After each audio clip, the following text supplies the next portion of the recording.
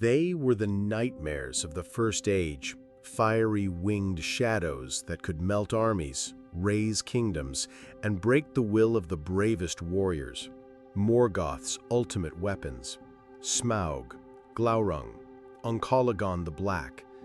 Their very names still strike a shiver through the bones of any who dare speak them. And yet, they're gone, silent, extinct. Or so the tales would have us believe. But where did Middle-earth's dragons truly go? And could they ever return? To understand their fate, we must go back to the very dawn of their creation. The dragons of Tolkien's legendarium were not mere beasts. They were deliberate, dreadful designs of Morgoth, the first Dark Lord, bred to dominate. The earliest of these was Glaurung, the father of dragons, a wingless serpent whose cunning rivaled his cruelty. He emerged in the First Age like a storm of fire and deceit, burning fields, shattering armies, and bending mortal minds to his will. Glaurung proved that dragons were more than weapons. They were instruments of psychological warfare. His gaze could strip away courage. His words could poison hearts. In the great wars against the elves and Aedain, Morgoth found in him the perfect predator. And when Glaurung fell, Morgoth's designs did not end. Then came the flighted dragons, creatures of scale and sky. The greatest of them all was Uncolagon the Black, a titan whose wings blotted out the sun. At the War of Wrath, when the Valar themselves marched to end Morgoth's reign, Uncolagon descended from Thangorodrim like an apocalyptic vision. For a single, cataclysmic moment, victory seemed within Morgoth's grasp. But Arundel, in his ship Vingilok, fought the dragon in the skies for a day and a night. When Uncolagon fell, he broke the towers of Thangorodrim, and with him the age of Morgoth ended. The Second Age was an age of rebuilding, for elves, for men, and for the creatures of shadow. With Morgoth cast into the void, Sauron rose to power. But unlike his master, Sauron never commanded the same loyalty from dragons. They were proud, independent, and selfish beyond measure. They could not be tamed. While Sauron's orcs and trolls marched to his orders, the dragons bided their time in the north, feasting on isolated villages, hoarding treasure deep in hidden lairs. Most notable among these survivors were the cold drakes, dragons without fire. Hardy and cruel, they prowled the icy wastes north of the Grey Mountains. They struck without warning, sometimes in leagues, sometimes alone. It is said they were the bane of dwarf lords in that era, harrying their holds and bleeding their fortunes dry. But as the centuries turned, their numbers dwindled. Even for a dragon, food was not limitless. The great herds of aurochs, the roaming men of the north, the scattered elf settlements, all were slowly wiped away or fled south. The survivors retreated further into the bitter cold. By the Third Age, dragons were creatures of rumor and fear more than daily reality. Yet the greatest of the survivors still made their mark. Smaug the Golden, perhaps the last and most infamous of all fire drakes, descended upon Erebor in the year 2770 of the Third Age. His attack was swift and devastating, a one-dragon war that toppled the wealthiest kingdom of dwarves in Middle-earth. Smaug embodied all the hallmarks of his kind: avarice without limit, cunning speech, and cruelty for its own sake. For nearly 2 centuries, he ruled over the desolation he had created. His bulk sprawled across mountains of gold, a nightmare carved in red and gold scales. Smaug's death at the hands of Bard the Bowman in 2941 was more than the fall of a single dragon. It marked the effective extinction of their kind as a force in Middle-earth. In the years that followed, there were whispers of lesser drakes in the far north, but they were shadows of the monsters that once defied gods and armies. Now, the question lingers: did they truly vanish, or did they slip away into places where no mortal eye can follow? Some tales claim they tunneled deep beneath the roots of the world, where fire still runs in molten rivers and the bones of mountains grind together in the dark. Others speak of a far continent to the east, beyond even the knowledge of the wizards, where a dragon king broods over a new age of flame. The truth is, the records fall silent, and that silence is perhaps the most chilling thing of all. Yet, silence does not mean oblivion. In the myths and hidden corners of Middle-earth, dragons remain an unsettling presence, ghosts of a past too fierce to forget. Their legacy is etched in the ruins of once great kingdoms, in the tales told by wary travelers around flickering campfires, and in the very soil scorched by their fire. Scholars and lore masters debate whether any dragons still slumber beneath the mountains, waiting for a time when the world's fires ignite anew. Some believe that the cold drakes, less dependent on flame and more on sheer brutality, could still be alive in the frozen wastes, a grim reminder that nature's deadliest predators rarely disappear without a trace. Then there is the notion that dragons, in some form, could transcend Middle-earth altogether. Tolkien's writings hint at the possibility that the world's shaping powers, the Valar, may have contained their threat by confining or diminishing these creatures, but never completely erasing them. The vastness of Arda, after all, holds many secrets, and the deepest shadows may yet shelter the last embers of dragonkind.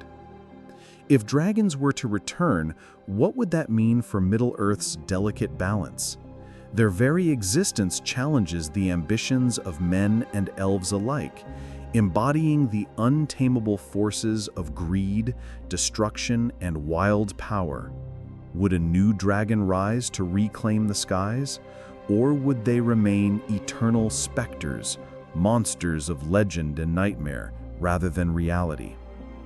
One thing is certain: dragons shaped the fate of Middle-earth irrevocably. Their fires forged legends, their destruction changed histories, and their mythic presence lingers on in the hearts of all who dare to remember. To truly grasp the dragon's lingering presence, we must also examine the deep symbolism Tolkien infused into their existence. Dragons are more than mere monsters. They represent the corrosive power of greed and corruption, a living mirror to the darkest aspects of the hearts of men and creatures alike. Smaug's insatiable hunger for gold was not just a trait, but a warning, a testament to how avarice can consume kingdoms from within. In fact, many scholars argue that dragons serve as cautionary figures in Tolkien's legendarium, embodying the destructive consequences of unchecked desire. Their treasure hoards are both literal and metaphorical, reflecting the preciousness of life, friendship, and honor, things easily lost when one falls prey to selfishness. Beyond their symbolic weight, the physical and magical nature of dragons in Middle-earth sets them apart from other creatures. Unlike orcs or trolls, who were corrupted from other races, dragons were crafted by Morgoth himself, twisted, forged in darkness, and gifted with unnatural longevity and power. Their fire was not just flame, but a manifestation of their creator's malevolent will, designed to annihilate hope and resistance. This unique origin story also raises intriguing questions about their fate. Could the banishment of Morgoth to the Void mean that the magic animating dragons also ebbed away, condemning their kind to extinction? Or does this magic persist somewhere, sustaining a hidden lineage of drakes beyond mortal reach? Tolkien's texts leave these questions tantalizingly open. In some drafts, he hints at the possibility the dragons might one day return, stirring old fears and new conflicts. In others, he leans toward finality, suggesting that the Age of Dragons is a closed chapter in Middle-earth's unfolding story. Yet the very ambiguity keeps their legend alive, allowing fans and scholars alike to imagine the smoky silhouettes still circling beyond the horizon. And what of the future of storytelling itself? Dragons have become iconic symbols not only within Tolkien's world, but across fantasy literature, games, and popular culture. Their influence stretches far beyond Middle-earth, inspiring countless creators to craft their own fiery behemoths and dragon myths. In this way, Tolkien's dragons are immortal, not through physical survival, but through the power of narrative, myth, and imagination. As long as tales are told, dragons will continue to soar in the skies of our collective consciousness, their fire never fully extinguished. In exploring the legacy of Middle-earth's dragons, it's impossible to overlook the profound impact they had on the cultures and peoples they encountered. The dwarves, for example, bore the deepest scars, both physical and cultural, from dragonkind. Erebor, the Lonely Mountain, once a flourishing kingdom of unmatched craftsmanship and wealth, was reduced to ruin by Smaug's devastating assault. This event reshaped the political landscape of the Third Age and set in motion quests and alliances that would echo throughout history. But dragons didn't just leave ruin behind. They left a cautionary tale etched into the very identity of these peoples. The dwarves' obsession with gold and treasure, which in some ways mirrored the dragon's own greed, was both a source of pride and a persistent vulnerability. Their songs and stories warn against the seductive, destructive nature of wealth, a legacy carved by fire and loss. The elves, too, viewed dragons with dread and sorrow. While dragons were not their most frequent foes, the shadow they cast was long. The elves' deep connection to the natural world made the scorched earth and poisoned rivers left in a dragon's wake especially tragic. The loss of forests and the corruption of lands were wounds not just of the body, but of the spirit. Men, caught in the middle of this ancient conflict, often paid the highest price. Villages were razed, alliances fractured, and fear spread like wildfire. Yet, from these hardships came resilience. Tales of heroes like Bard the Bowman, who defied fate to slay a dragon and reclaim hope for their people. Even in defeat, dragons influenced the very fabric of Middle-earth's history and mythology. Their menace forced alliances between disparate races, shaped political borders, and inspired legends that became foundational to the identity of many cultures. As centuries passed and dragons slipped into myth, their shadow lingered, reminding all who heard the tales of the cost of power, the dangers of pride, and the importance of courage in the face of overwhelming odds. Today, as we look back on Middle-earth's grand tapestry, the dragons stand as towering symbols of both destruction and fascination.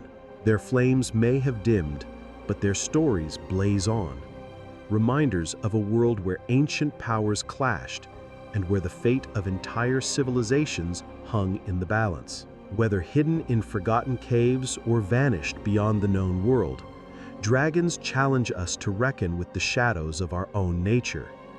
They ask us to consider how greed can consume, how power can corrupt, and how even the mightiest can fall. In the end, the dragons of Middle-earth are more than monsters.